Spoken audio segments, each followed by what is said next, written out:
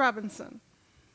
Present. If there's no objection, we would like to excuse the absence of Amy Hartsfield and Board Member Matthew Oates. Seeing no objection, their absence is excused. If there's no objection, we would like to approve the agenda as if there's no objection, the agenda is approved. Tonight we have 5 individuals that wish to address the board. You do have 3 minutes per speaker. And our first speaker is Susan Stocking with our DAX X group. Welcome, Ms. Stocking. You have 3 minutes. Thank you. Good evening, Dr. Bedell, Chairwoman Robinson, members of the board. I'm just going to give you a brief update this evening. We've had a lot of activity in the last month with the District Advisory Committee. We were able to finally take our legislative trip to Jefferson City on March 5th. We took in a committee meeting. We met with Senator Holtzman. We introduced ourselves to Senator Curl's staffs and also Senator Hedgeman from St. Joseph. After being introduced on the floor, we also met with Representative Barbara Washington, Representative McGee, Representative Morgan and Razor.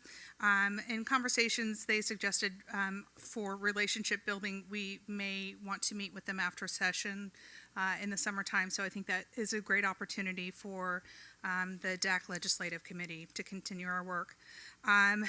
The District Advisory Committee, along with the League of Women Voters, Moore Squared Visitation CCO, held our school board candidate forum on the 12th. Several candidates mentioned that it was their favorite forum to date, so I want to thank the partner organizations as well as Linwood United Church for hosting it.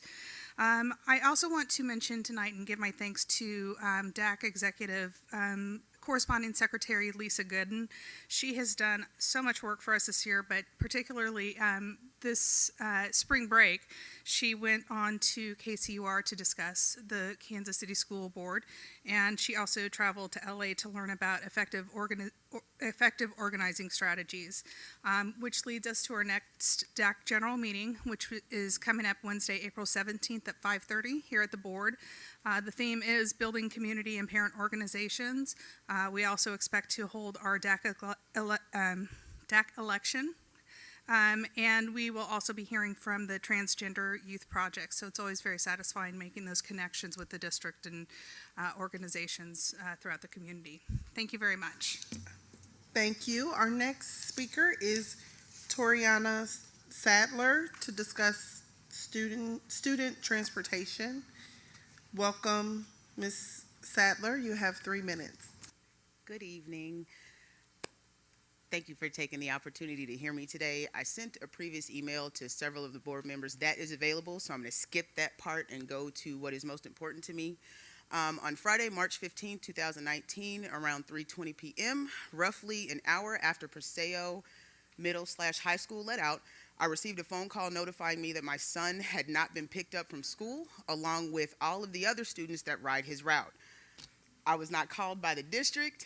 I was not called by First Student. I was called by my partner to notify me that my son was not at home. When I received this phone call, I was actually at Children's Mercy Hospital, with my daughter that suffers from sickle beta 0 thalassemia, and I was actually awaiting news to determine if they were going to put my child in a medical coma due to an allergic reaction from a new medication. Can you imagine waiting on that type of decision to be made about your child and realize that your son never made it home? I couldn't get to him. I apologize. When I attempted to get clarification, I was told, and I quote, "The bus driver simply did not show up." After making a phone call, I was told a cab would be sent for my son because, again, I couldn't leave the hospital. It was during that time that some type of arrangement had been made with another school official for a completely different bus driver to take those children that ride Route 10 home. This situation makes the 19th situation that I have had with First Student where my son has either not been picked up for school or he has been completely left. I understand that First Student is no longer our bus company for the next year, but as a parent, they are still under contract until the end of the school year. I, like everybody else, need to know that I can depend on First Student when it comes to my son's safety. You can see I'm a district employee, but today I am coming to you as a parent, and I am angry. I hope that we can come up with some type of resolution to this situation, because nobody should get a phone call while they are dealing with their chronically ill child in the hospital, trying to figure out how come no one notified them that their child was not at home. Thank you. Thank you. Thank you, Ms. Sadler. Next, we have Devon Carney to discuss the KC Ballet Artistic. You are the KC Ballet Artistic Director. Welcome. Yes, thank you. Thank you, Dr. Bedell, for giving us an opportunity to talk about our program at Kansas City Ballet.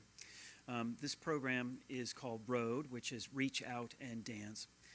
It is modeled after many different experiences I have had in my past with Boston Ballet, where we have the opportunity. Sir, I apologize for interrupting you. We'll stop your Yes. time. Can you lift the microphone, because people that are watching remotely need to be able to hear you? Sorry Thank you. about that. No, you're fine. Thank you. Sorry, everybody. Yes, so this program, which is an acronym for ROAD, is one which now has a vision to reach as many third grade classrooms in the greater Kansas City metropolitan area as possible. We at Kansas City Ballet provide children that participate in our program the opportunity to learn about and experience an art form that broadens their cultural awareness and gives them a meaningful outlet for expressing themselves through movement. We provide the children of our city the chance to dance. Our ROAD alumni not only learn to be dancers, they learn how to be global citizens. They graduate from school, go on to become engineers, lawyers, doctors, and many other types of professions. They will carry with them the positive experiences that they had while being in our ROAD program. My vision also includes, for those that participate in this program, a pathway to a potential professional ballet career, dance career in the arts, assisted through a dedication on our part to provide as much access as possible and eliminate as many barriers for them to reach their dreams. Our program cultivates joy, discipline, and self-awareness through a dance education that can help them succeed in many facets of life. And indeed, a great city deserves a chance to dance, and that is what our ROAD program does. And I'd like to say thank you to the Kansas City Board of Education for your belief in this program and for your investment in this program. It means a lot to us at Kansas City Ballet, and it is indeed a vital part of the cultural education and social fabric of the Kansas City youth.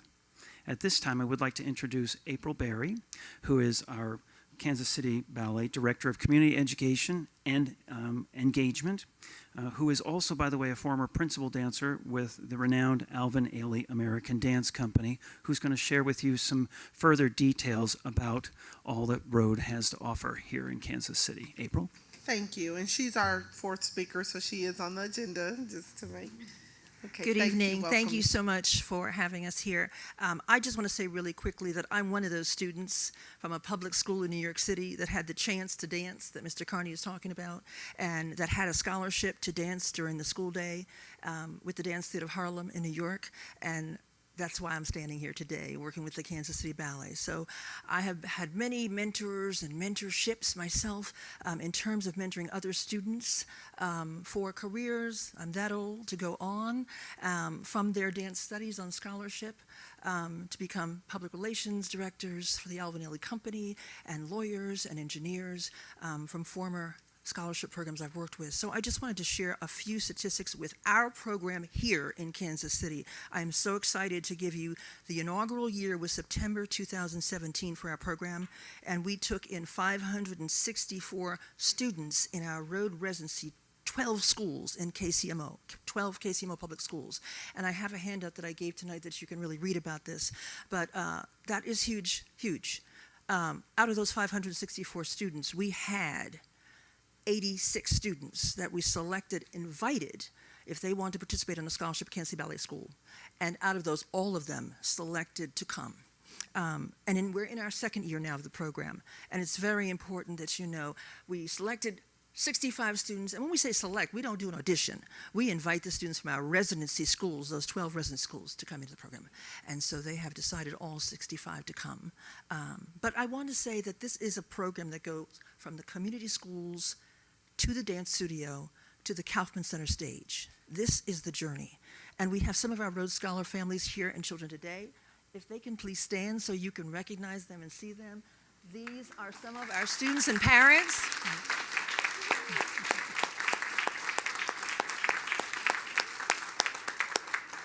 And some of them were in Nutcracker. Mr. Khalil Hickman is over there, and he was in our Nutcracker production of Devin Carney's production of the Nutcracker Ballet in December 2018 in Act 1 of the party scene. We're so excited that in the first inaugural year, the kids from this program went from the schools into the dance studio onto the stage. And we have our second class moving through now. So thank you for your support, your leadership, Dr. Bedell, Dr. Davis, and for the school board members and all the transportation that have worked with us in this program. Thank you.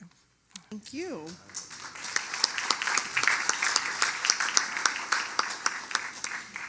And Mr. Tom Love to discuss none other than Title I, Elementary K through 12 Reading Specialists, K through 2 Reading Specialists. And this is my last time of being able to officiate to you coming before the board. It's been a pleasure, sir. I've turned this down. I'm kind of short here. I sure appreciate everybody here. I want you to know that it feels like a family, just getting to watch everything that's been taking place here through these years. So I would like to put a plug in for Lindy Hop that was developed in a dance that was developed in Harlem, New York. And to me, that's the Kung Fu Swing. I just love that dance. We had a guy that came from New York to teach a group of people here in Kansas City.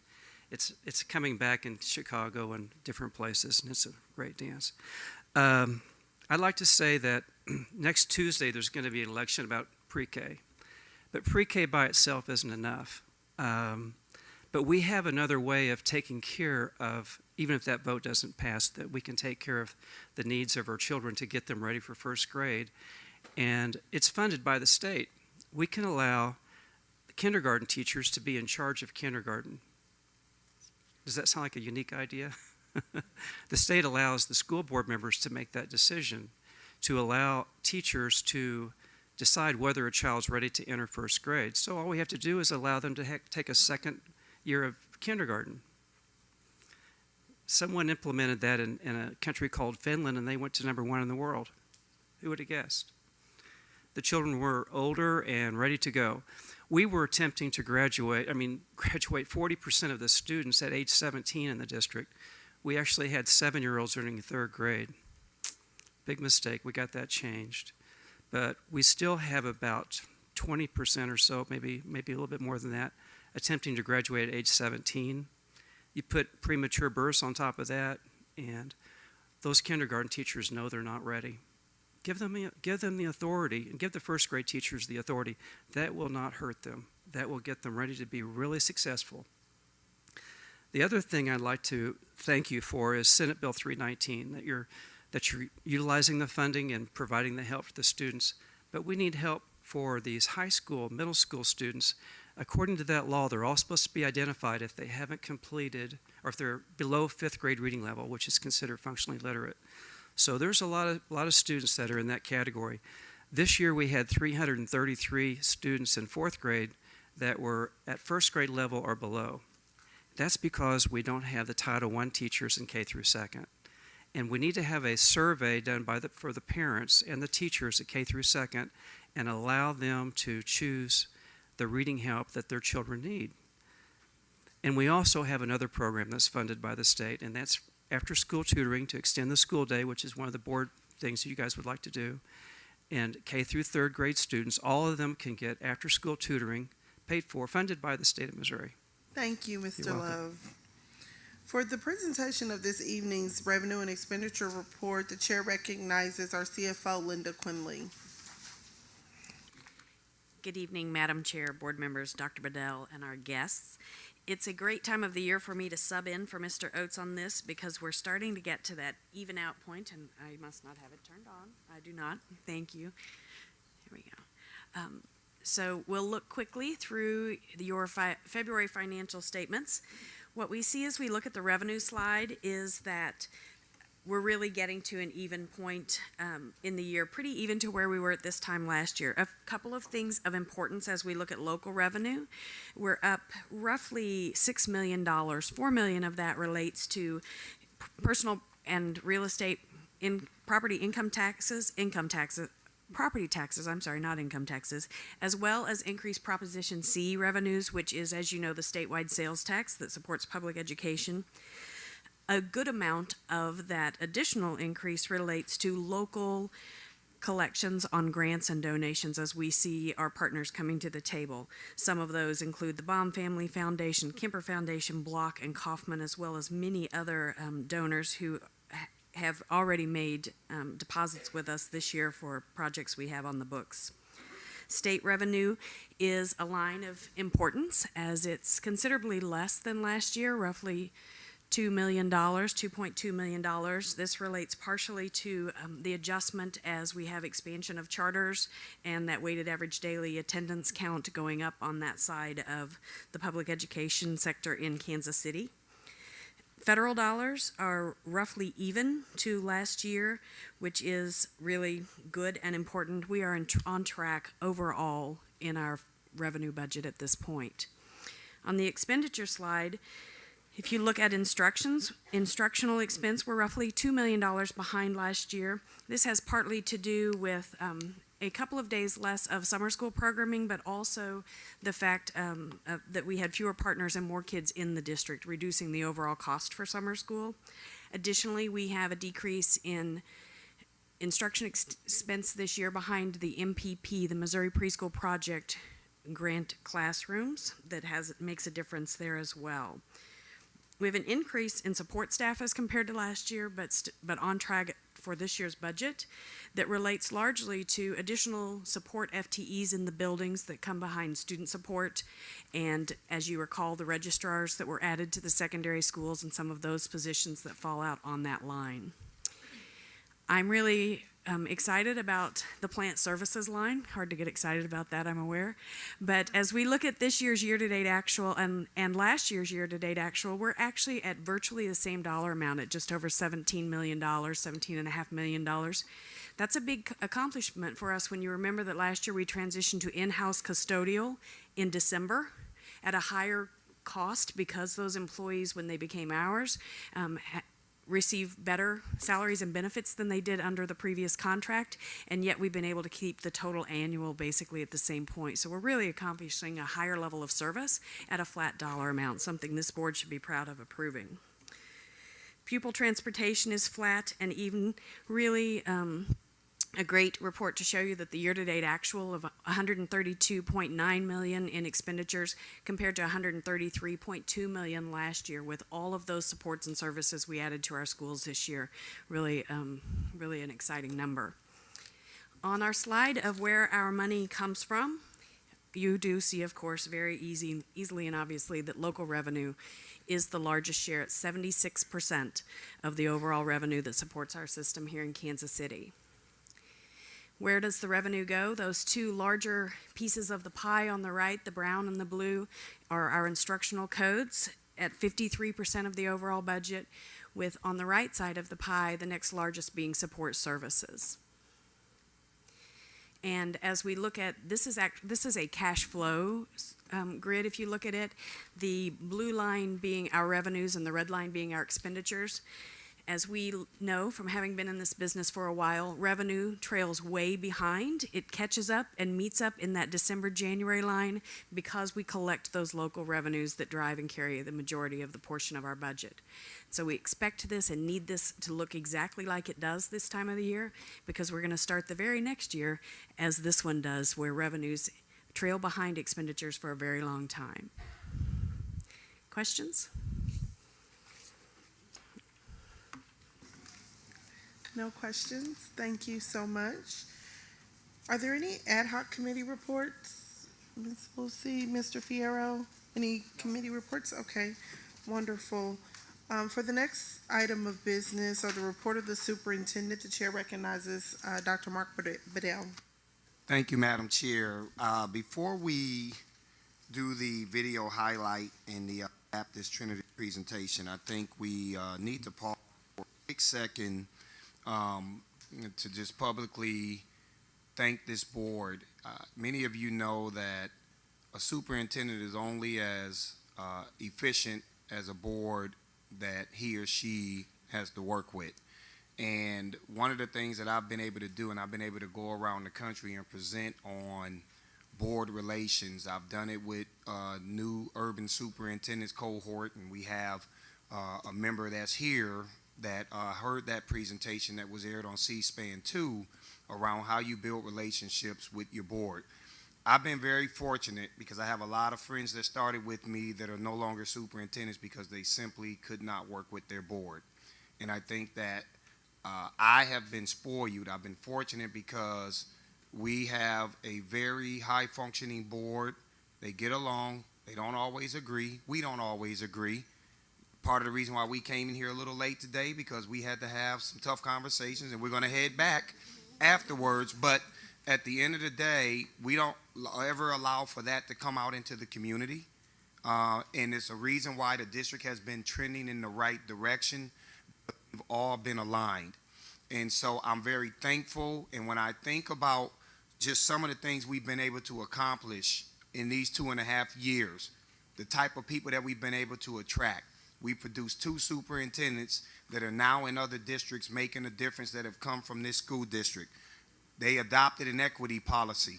We stood up against any type of Muslims. We stood up against the ICE antics that were taking place around this country. We took actions with resolutions, fearless in the things that we needed to do to advocate for our kids and standing up. We continue to fight against TIF. We continue to fight against all of these different breaks that we tend to believe become impediments for many of the students that we serve in the community that we serve. They approved a one-to-one initiative. When I said that we need help because some of the laptops aren't holding their batteries, and I asked them to $2 million into the budget, they immediately approved so that all of our kids in grades 3 through 6 can have work laptops. When I said we want to do a middle college, they immediately approved so we can take 17-year-olds, 4-year-olds dropped out of school and put them back in school and put them on a path where they can get a high school diploma or a GED. When we said we needed to tier our schools and we needed to provide a stronger level of support for schools that need more, they said, absolutely, we will support you. We will allow for you to spend an additional $1.2 million into your reserves so you can give these schools some additional support. When we said we needed a new contract for school buses because our service hadn't been where it needed to be, and as you heard from a parent speaking today, that was a major concern. Next year, all of our students will be on new school buses equipped with Wi-Fi so they can use their devices on the buses, school buses that will have a location app tracker that any of our parents now can look, and on the cold days, they can see where the bus is before they have to put their kids out at the bus stop. And they voted yes for that. And I want to tell you, when you look at the athletic fields, when you look at the amenities in this school district, when you look at how we're moving the school district instructionally, none of that is possible without a board of directors that just simply get it. And so I want to publicly thank every single one of you because you've actually made my life easy as a superintendent. You've made my administration life easy as a superintendent because your hearts are in the right place. And I know it's hard, to sit here and say this, but I will tell you, I want to get up and do a final picture because this is our last board meeting together. That's why I went and got my hair cut. And then, but I also want to say this, right? I'm looking forward to tomorrow. I've had an opportunity to meet with some of these new candidates, and I've gotten correspondences from these new candidates. I'm excited about what tomorrow will look like. We have a lot of work to do, but the blueprint for how we need to get this work done is right here, and we want to be able to continue that momentum. We have a lot of work left to do in this school district. We will get accreditation, and I tell you, my team is working hard to make that happen, but that's a baseline for us, and I need everybody to understand that it is just a baseline. We have a long ways to go. So I want to thank you all publicly, and would love to be able to take one final picture with you.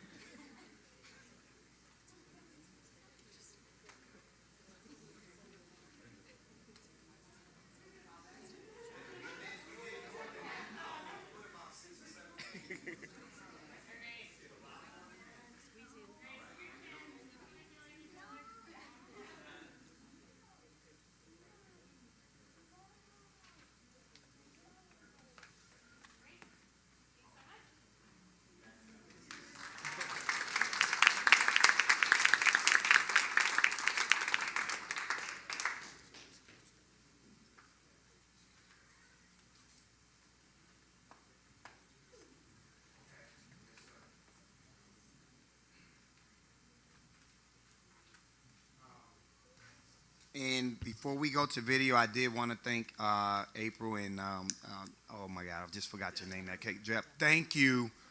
I had an opportunity to go, and I'm looking at one of the students back there.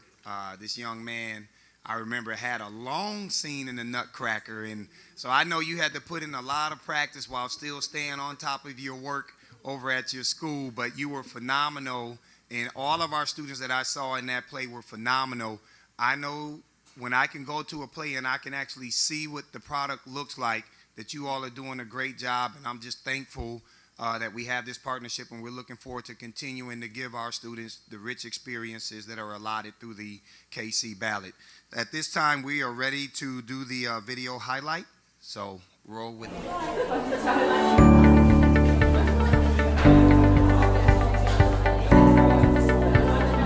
We are KCPS.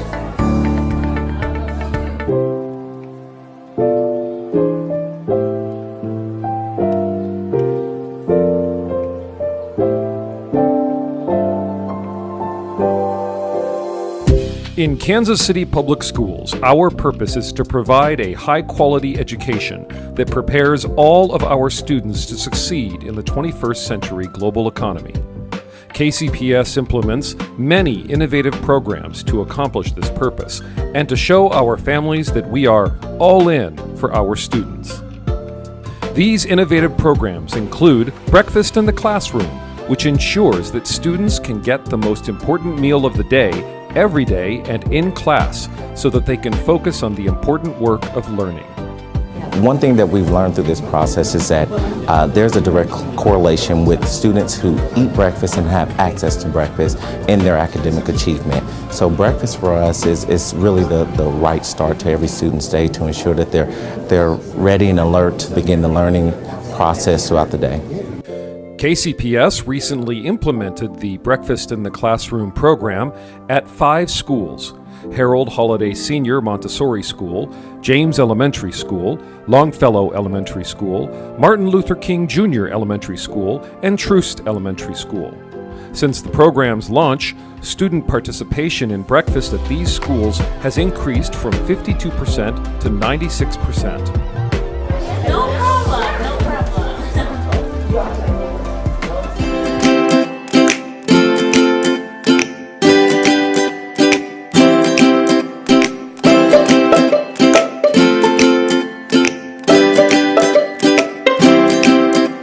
While everybody enjoys their spring break, KCPS is still hard at work helping our families. So KCPS hosted its annual Spring Break Literacy Fair. The Spring Break Fair is an opportunity so families and students as well as our community partners can come together and be able to have a central location with a structured event to go to so that they are able to really kind of get their needs met, meaning that they're able to still get a lunch, still interact with each other, at the same time promoting literacy and reading by having our book fair. The fair was a free event open to all KCPS families and organized in partnership with the Truman Medical Center and by the Office of Students in Transition. The fair featured a large selection of new and electronic books and raffle prizes, in addition to a wide variety of information and resources provided by community service organizations from across the city. Fluffy ones?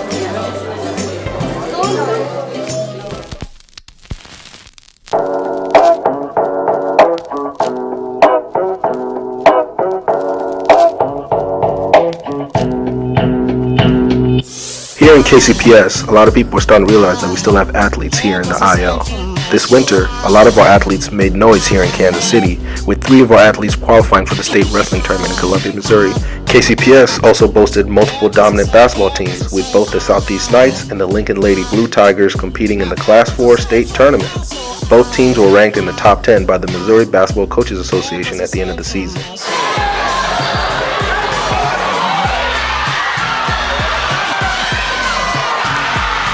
The Knights fell to the eventual state champion Grandview High School in the state quarterfinals, while the Lady Tigers got some sweet revenge on Kearney High School for last year's playoff loss and made some history along the way by reaching the first state finals in school history. The team fell to Incarnate Ward Academy High School in the state finals. While the season didn't end the way we hoped, we are so proud of our athletes for representing KCPS.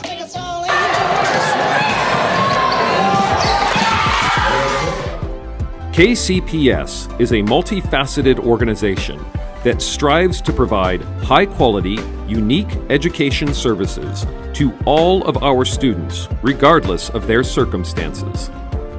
Whether it is inside or outside of the classroom, we are prepared to accomplish our goal by providing the resources and support they need to be college and career ready. At the same time, we will continue to develop our athletic programs as avenues for our students to showcase their talents and interests. Now, as we head toward graduation and finish up our Thank You Kansas City tour, we will continue our important work and say proudly, we are KCPS.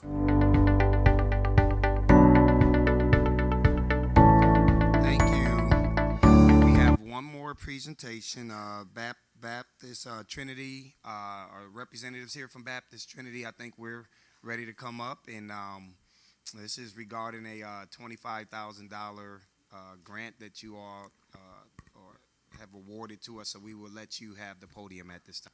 Good evening, members of the board, Superintendent Bedell.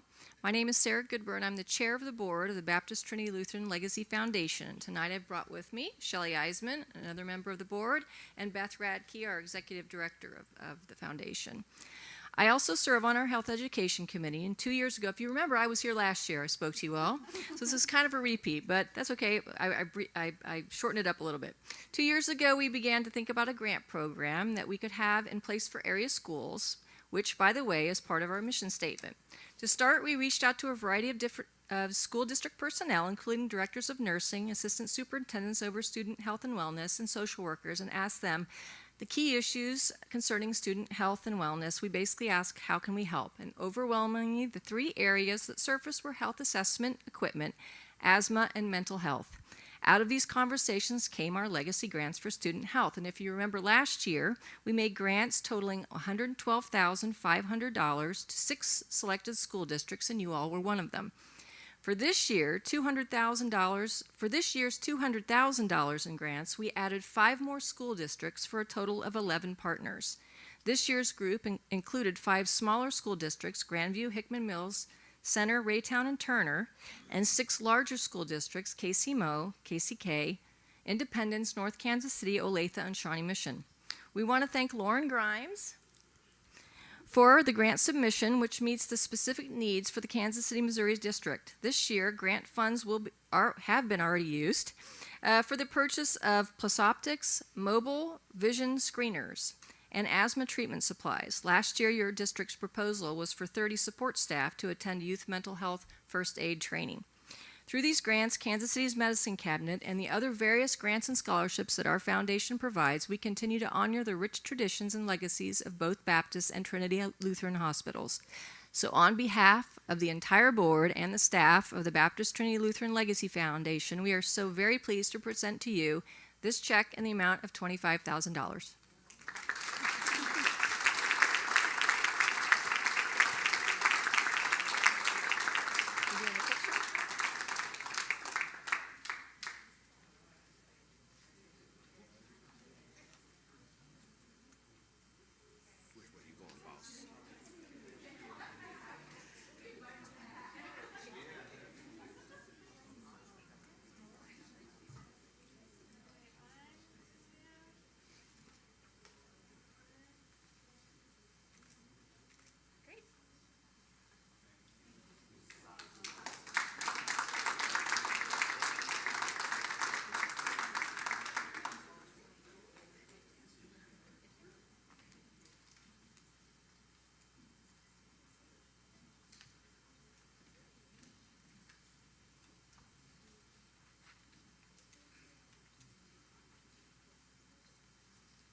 Once again, Ms. Grimes, thank you. You're doing a lot in that area, and you are truly making a difference just from a medical standpoint and health standpoint and awareness in our school district, so I want to thank you too.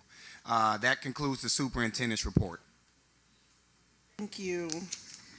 The next order of business is a governance item, and it is to approve the official ballot for the election of directors for the April 2nd, 2019 election of the directors for the school district of Kansas City 33, do business as Kansas City Public Schools, and the resolution of the election date dated January 22nd, 2019. Is there a motion to approve the official ballot that's in your packet? So moved. Second. Is there any discussion? It's been moved and seconded to approve the official ballot for April 2nd, 2019. Will the secretary please call the roll? Ms. Manser, Yes. Mr. Evans? Yes. Mr. Fierro, Yes. Ms. Lewis, Yes. Ms. Wolfsey, Yes.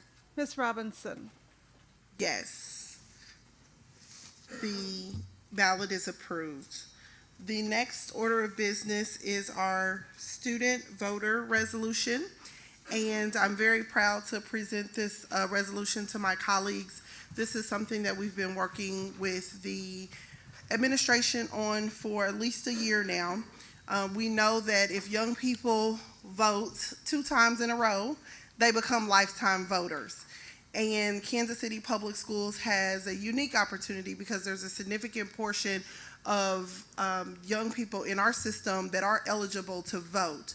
And with the present day technology and the advent of being able to register to vote online, we wanted to develop a system which the administration fully embraced to do automatic voter registration for 100% of KCPS students that are eligible, and then also give them an opportunity to opt out. So I won't read the full resolution. You can also read it on board docs, but this basically is the board of directors recognizing our board policy 1.3, the importance of all students being engaged in the improvement of their community, and the importance of our obligation as a school system to ensure students are prepared to participate fully in our democratic society. And we recognize the importance of young people being able to participate in decision-making and how they can be engaged in civic activities in the community, as voting is one of the most important things that they can do. So the board, this resolution recognizes the administration's contribution to ensuring automatic voter registration within our system. It would now be in order to accept a motion to approve the Board of Directors Student Voters Resolution. So moved. Is there any discussion? Will the secretary please call the roll? Ms. Manser, Yes. Mr. Evans? Yes. Mr. Fierro, Yes. Ms. Lewis, Yes. Ms. Wolfsey, Yes. Ms. Robinson. Yes. Wonderful. Madam Chair, I'm sorry. Yes. And I should have, on the, I have a question relative to the vote we just took on the ballot, election ballot. Oh, Is it going to be printed as it is in our book, or,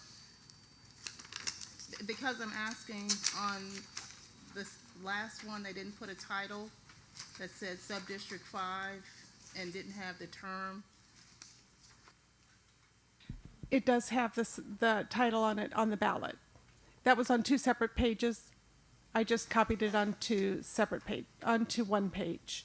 It does have Sub-District 4, Okay, so we're not Sub-District looking 5. at this verbatim. Yes. Okay. That is just for you to see. The ballot is very clear. It's Sub-District. Okay. Thank you. Thank you so much for that clarity, as members of our public may have that same question, so thank you. The next item is the Central Academy of Excellence name change. The chair recognizes Dr. Bedell to present this proposal. Thank you, Madam Chair. At this time, I will have Principal Madry to come up to the podium. We brought this back to the board back during the first semester, and there was a process in accordance with our board policy that Principal Madry had to conduct, and I think all due diligence has been completed, and I think we are ready now to move forward with taking the appropriate action today regarding the request. So we'll pass the podium over to Principal Madry. In recognizing the superintendent of schools, our board president, Melissa Robinson, our great school board, I want to thank you as well as Dr. Bedell did, and then the cabinet. When I come here tonight, it's not on behalf of Anthony Madry.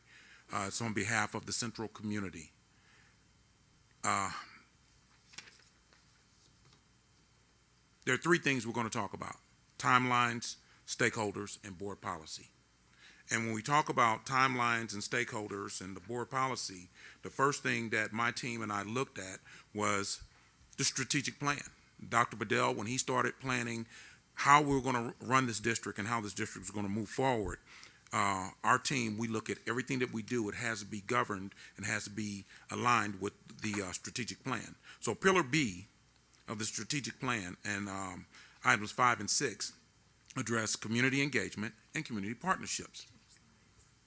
I don't have my slides. They're on here? Okay. All I do is push. Oh, wow. This is lovely. I tell you, big time. True educator. I'm going to educate without whatever resources are not available. I'm going to keep going. So, so here we are, timeline, stakeholders, and board policy. And, but Pillar B, items 5 and 6, community engagement and partnerships, that was one of the things that my team and I looked at and we said we have to do. So, in going to the timeline, my first day on the job was June 27, 2016. I worked with Dr. Collier's department of human resources, getting all my paperwork filled out, and that was, you know, a rigorous process, but I did not know that on June 28th, 2016, I would have my first meeting at 9 a.m. at Central Academy of Excellence, and it was with Miss Iola Riley. Miss Riley, would you please stand up? Ladies and gentlemen, this is the person that started this whole movement. So, on that famous Tuesday, that was my first request to change the name. She had two questions for me. Now, Ms. Riley has a very stern demeanor, and she said, look, Mr. Madry, I need to know a couple of things. How long are you going to be at Central? Is this just a stop for you? And if you've ever dealt with Ms. Riley, you know you better tell the truth because she can see right through you. And I said, no, it's not a stop for me. We're getting ready to do the right thing at Central. Then she said, well, I want to ask you one other thing. Can you change the name back to Central High School? I said, you know, I don't know. This is my second day on the job. So we'll figure this out. So a few hours later, I had another meeting with Pastor Leonard Butler from Palestine Missionary Baptist Church and his right hand, Lynn Miller. Lynn Miller, being a graduate of Central, also said, Lynn, please stand. Lynn also said, so does the name still have to stay Central Academy? And that's first day at the school to request. So going on and moving on through this presentation, October 2016, I had a very candid conversation with the legal counsel from the district, and he said, hey, there's some things you're going to have to do. We didn't get into depth with it, but I knew we had to do some things. Dr. Bedell was doing his listening and learning tour right about that time, and so many of the conversations that I had with the community and the public, it stemmed right around that name change and the identity of that community. October of 2016, we had our SAC meeting, and when I did the call out to the community and I said, hey, we're going to discuss these items, and then when I said the name change, the library was full, and it was unbelievable, but there was really nothing I could do about changing the name at that time, but it showed me what kind of interest we were dealing with. In June of 2017, we partnered with Frito-Lay and Pepsi, and we fed over 800 families in our parking lot at Central. And during that process, Mary Williams Neal, would you please stand? Mary Williams Neal, former city councilwoman, my advisor, and a strong member of our community, met with many of the folks in our community, and we started really knowing that this is something that had to change. So, 2017-18 school year, we had our first back-to-school rally, and we hosted probably about 1,200 people in our building. And when we did that, we kept that conversation of changing that name back. That fall at all of our community events, we made sure that we kept that conversation going. But that December, Dr. Collier's department and the legal department decided to start having these Focus Fridays. And that Focus Friday, I met with the chief legal counsel about what did we need to do. We needed to really take a serious look at it. And that April, we had our serious sit down to how we needed to proceed that summer. So 2018-19 school year, which is the school year we're in right now, we had our back to school rally and we hit it hard again, trying to make sure that we were addressing all of our constituents. On September 17th of 2018, I sent a formal request to Dr. Bedell asking him or requesting that the name be changed. I received an interoffice mail requesting my presence at a cabinet meeting for December 10th, where I presented the proposal to Dr. Bedell and the cabinet. That particular correspondence and all the information was passed on to the board on December 14th. And during that time, I had the opportunity to meet with our school district attorney, and he gave me a lot of guidance on exactly the things that we needed to do. That December, this past December, I had lunch with the Central Alumni Foundation and members of the Central Alumni Organization. And when we talked about it, it was a go. And let me tell you, we're in March now. Mr. Robbins met with the Central Alumni Organization, one of our two alumni programs, and he met with them, and they're all a go. Since this process has started, I've only had 2 people say anything different than this is what we want to do. What I want this board to remember, I don't have a dog in this fight. I represent the Central community. And what the Central community wants is what I'm going to go out and do. They want a great school. I'm working every day to make this a great school. So I leave you all with a couple of things. The name change committee was put together, and we have members that are a part of the Central community, members that are community partners, teachers, alumni. And so I started, I was the designee, and then Ms. Robinson was that board member that represented our community. Michael Robbins is our vice principal that deals with community affairs. Mayor Williams-Neal, who has spearheaded a big chunk of what we have done. Coach C.B. Cadenhead, who spearheaded getting a lot of the money that we use to upgrade that football field across the street. Dr. Jessica Brown, would you please stand? And as I call your name, folks, I need you to stand with us. Ms. Rebecca McGill, another parent. Jessica Cannon, student. Chloe Roberts, another student. Tyra Chu. There's Chloe Roberts' mother. There's Queen Roberts. Iola Riley, once again. Emmanuel Seals. Emmanuel Seals is a referee in our school district. He referees many of our games. I met him the first week of school and couldn't shake him after that. This guy has been an integral part of getting this thing done. Our band director, Osmond Fisher. Charlotte Wafer, our intervention coach. Twyla Doolin, cafeteria manager, who was a graduate of Central. Lynn Miller, of course, who was a graduate of Central. One of our great partners, Eric Morrison. Bishop Eric Morrison has been a great partner with us. And then Reverend Dr. Faith Allen, another one of our community partners. That is the committee that we put together. And moving forward from that committee, as you all can see, KCPS does have an administrative policy that addresses how the name change should go. Part of us having a really good understanding of this was the fact that we changed the name, or we named the basketball court Jack Bush Court. And it gave us an opportunity to really investigate and look at this and see how this would affect the community. So what I want to go down to in the second paragraph, it says Board Policy 4.1 requires the superintendent shall neither cause nor allow KCPS circumstances for current or prospective scholars, parents, guardians, or mandated parent organizations that are unsafe, undignified, or unnecessarily intrusive or restrictive. Well, when I read that, someone had to explain it to me. I'm a smart guy, but they explained it to me, and they said that Dr. Bedell could not he could not provide information to KCPS families regarding anticipated actions that represent a significant reallocation of KCPS resources for their school or represent a significant change to the educational experience of the scholars or the parents. What I got from this is that this is something that this community wanted. Dr. Bedell basically gave us the nod and said, hey, we're going to go about this the right way. And everything that was asked of us to make sure this happened, we've done. And so at this time, I'm turning it back to you, Dr. Bedell. Thank you. At this time, we are asking the board to approve the name change from Central Academy of Excellence to to restore it back to what was formerly known as Central High School. Are there any questions regarding this proposal? 1 second. Go ahead, Mr. Fier.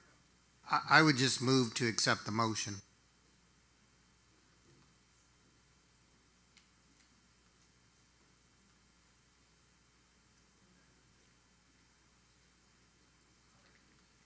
Okay, so this motion, I'm going to read the motion and then I'm going to defer to our legal counsel so that he can fully explain this. The motion is to approve to waive the provisions of KCPS Administrative Policy FF facility names except for the formation of naming a committee and approve changing the name of Central Academy of Excellence back to Central High School. So could you please decode that for us? I will. Good evening.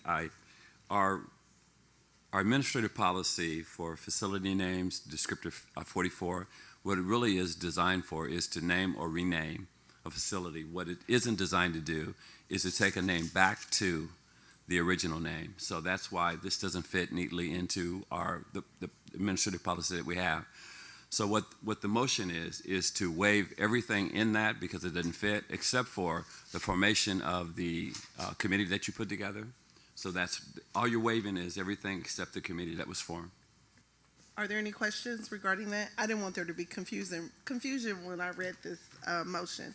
So again, the motion is to waive the provisions of KCPS Administrative Policy FF facility names, except for the formation of the naming committee and approve changes to the name of Central Academy of Excellence back to Central High School. Was there a motion? So moved. Is there a Second. any other discussion? Yes, Mr. Evans? Okay, let me make sure I understand. The Academy of Excellence was, and Dr. Davis, Dr. Neal, y'all correct me, did it say that it was founded in 1884? No. What is that first page? What does that first page say? The Central Academy? No, the school was established in 1884, not Right. the name. Yeah, that was established with Linda, what was her name? Linda Collins Yes, in sir. the early or mid 2000s. So I just want to make sure that that was not established in 1884. But Central No, High sir, it School was not. was. Central and we're High going School was back to established the in original. 1884. Yes, sir. You said we were not going back to the original name, or we are? We are. Okay, great. We are. Okay. I do also want to acknowledge and proud of the committee and the work that you've done because this reflects our ability as a school to be flexible, to listen to our community, and to make sure that our schools represent the interests of the community. So I do, as being on the committee, fully endorse this, but also recognize the flexibility of this body, the patience that the community had in doing its due diligence with that significant timeline that you presented as well. Okay, the motion is before us. I don't think I need to read it again, but would you, Ms. June Kochmeyer, our secretary, call the roll? Ms. Manser? Yes. Mr. Evans? Yes. Mr. Fierro? Yes. Ms. Lewis? Yes. Ms. Wolfsey? Yes. Ms. Robinson? Yes. Right, that motion carries and that policy is waived. Thank you so much.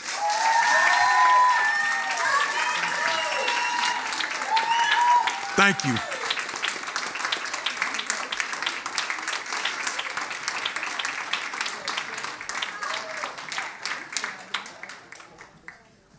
Yes, ma'am. Madam Chair, when is this effective? Like, will it be effective this upcoming school year?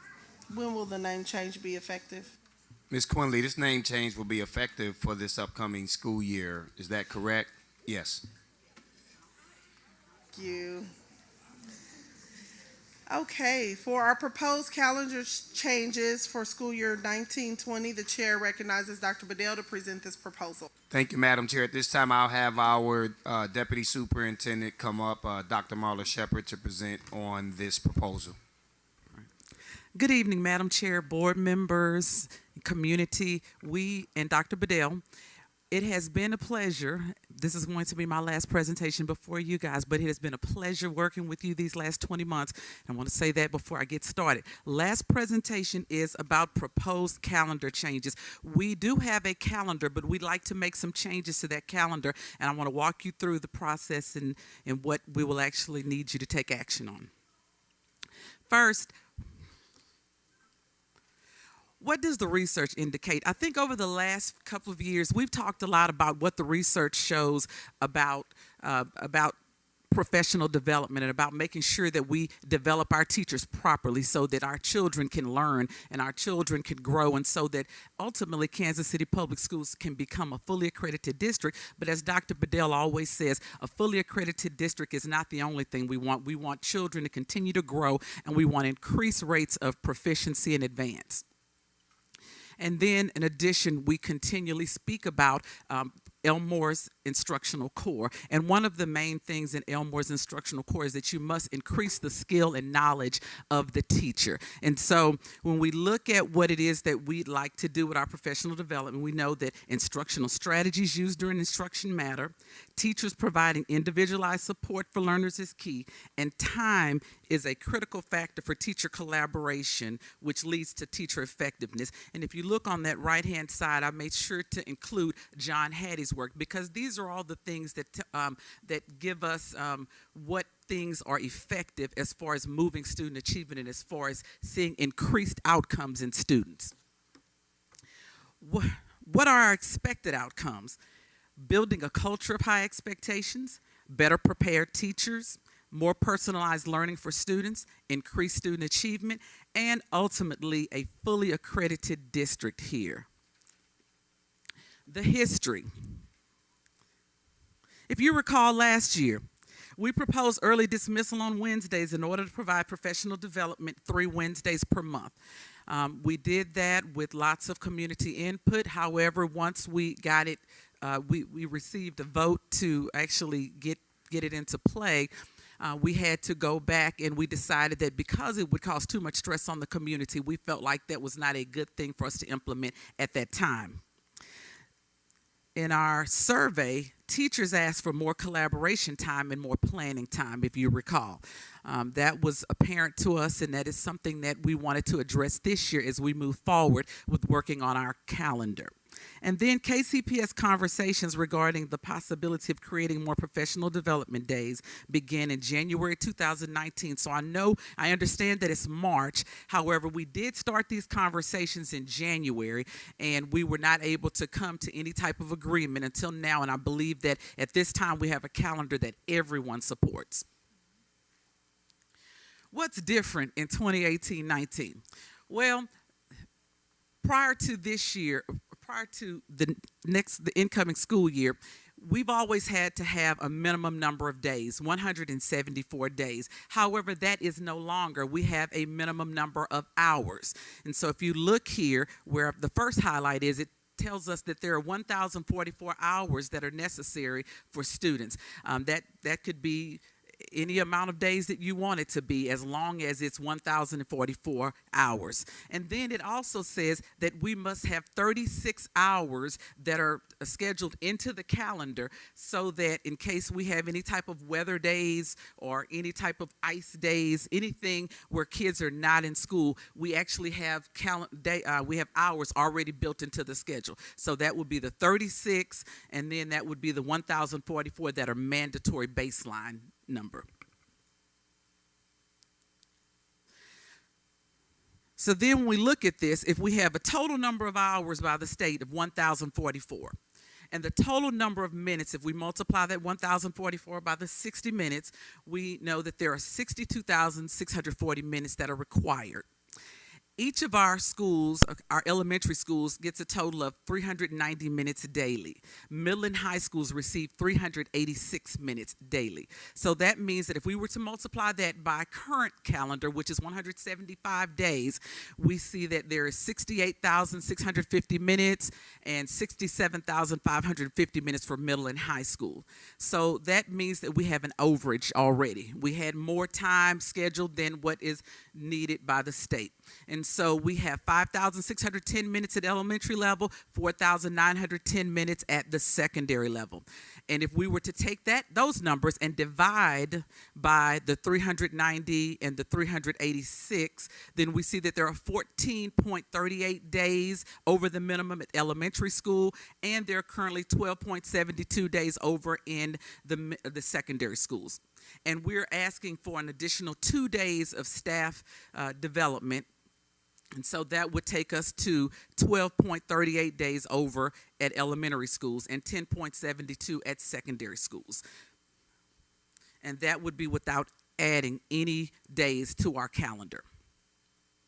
So when you look at these are the current calendars. This is the current calendar that we have on the website right now, the 1920 on the left-hand side. On the right-hand side, you see the proposed calendar for next school year, and this is the one with the modifications. So I'm going to go a step further, and we'll go back and forth here so that you can refer to this calendar, but I want to show you some of the changes. First thing that we changed with the help of the committee, and I do want to talk about the committee. We did have a committee of teachers, principals, and we also had our union president and some of the members there represented. So August 30th was a professional development day. Our principals felt like we do not need a professional development day in August. We're just coming off a whole week of professional development prior to children coming back. And so there's not really a whole lot of data. We're still doing our iReady testing. We're still doing QRIs and all types of testing, diagnostic testing for students. So really at that time, we don't have anything to talk about, anything to collaborate about with students. So we changed that date to September 23rd. Actually, that's September 13th.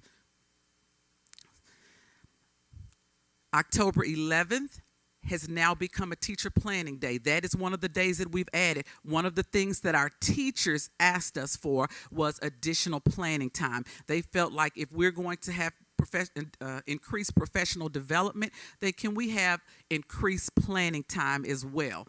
And so October 11th is the last day of the first grading period. So we felt like that would be a great day to add that teacher planning, because they can do grades, but not only they do grades, but they can look at all of the data that they have and begin planning for their students for the next 9-week grading period. October 18th was already a teacher planning day, but we've converted that to a teacher professional development day, and that would be a whole professional development day. Then January 6th is currently on the calendar as well, but it is a teacher planning day. We have made it 1/2 day professional development and a 1/2 day for planning. And March 23rd is the second added day. Remember, we talked about the first added day, which is October 11th. The second added day is March 23rd, and it is the day after spring break. And the reason why our staff felt like that would be a great day is because prior to spring break, we do practice map testing so that all of our schools can know where their students stand, and they can figure out what standards we taught well, what standards we didn't teach well, and what things we need to provide intervention for. And so on this day, this allows principals to have time with their staff to actually look at what do we need to do going into this third quarter. How do we go into this quarter and prepare our students for not just testing, but how do we go back over all those things that they may not have gotten over the course of the school year? What are other districts doing? When you look at this, most of our districts in the surrounding area are doing something. Many of them have way more days than what we're asking for. If you look at Kansas City, Kansas, they do their 2-hour early release, and they also have 4 PD days. Grandview has 7 district PLC days and 4 district curriculum and instruction days for a total of 11. Raytown has 1 hour, 45-minute early release, and Independence has 50-minute early release and 4 district PLC days. So I think what we're asking for is in line with all of the other districts in the area. We did do a calendar. We did engage the community, and these are the results of the calendar survey. If you see here, there are 659 participants, and many of them were parents and staff members. And the one question, it was a very easy survey. It had one question. Do you approve the proposed calendar change for the 2019-2020 academic year? It had both calendars listed. And there were 84% that actually said yes, and then there were about 16% that said no. And there were no, when I looked at all of the comments, there was not like really any commonalities. Some of them just felt like, we need our kids. But we're looking at quality over quantity here. Those 2 days, we realized that we do need our students, but we also need them to have quality instruction while they're there. And so for us, it is about making sure that we are providing that for our teachers and providing that avenue so that principals and so that the curriculum team can do what they need to do to make sure that all of our teachers have the same content, knowledge, and skills in order to be prepared to teach the students. Any questions? Questions? Yes, Board Member Wolfsey. Thank you for the presentation. So I know this is really geared for our, schools that have a traditional school calendar. Like a Banneker that's on a year-round, does this affect them, or how does this affect them? So now that they actually have the proposed calendar, they had a meeting was it yesterday, Dr. Woodley? They had one today, and they actually have a proposed calendar. So we're about to go through this process, and we'll be bringing that back for another vote because they engaged, and they're about to go through another 45 days of engagement with their community with the recommendations that they made at their meeting.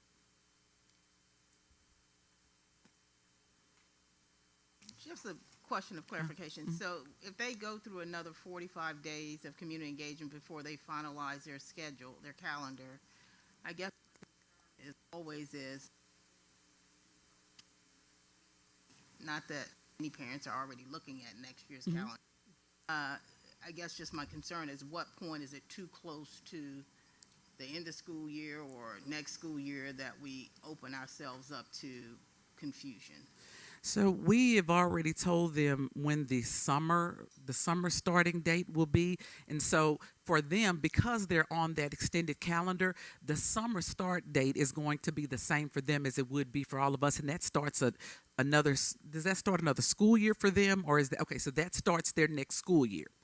And so we plan to have that in May. So we plan to start our 45 days of engagement. I think we've got a recommendation, and we'll start that 45 days. They actually have a few events that are going to happen in April. And when the parents come to those events, then we'll engage them. We'll make sure that they know. I think one of the things that we've all agreed on is that we need to engage parents more in our year-round school, because I don't think that in some cases they really understand some of the whys and some of the hows and what it is that we're doing there, when it starts, and when the breaks are. So I think this is a great time for us to engage them in the new calendar, but also to just engage them again around why we're doing the 12-month calendar for that school. And if I can just add on, and I think we have a teacher here. One of the things I've seen that's definitely been a huge difference is the rate of parental involvement at Banneker. It is different. I think you are seeing now that there's a much higher level of engagement, and I think anybody who's been able to attend some of their events where they've invited the community in, it's probably one of the highest rated attended schools that we have right now. So I think to your point, I think we're gonna have a much easier time engaging and informing the parents of the changes at Banneker than we would at perhaps another school. But that is an absolutely worthy consideration that we need to take into account moving forward.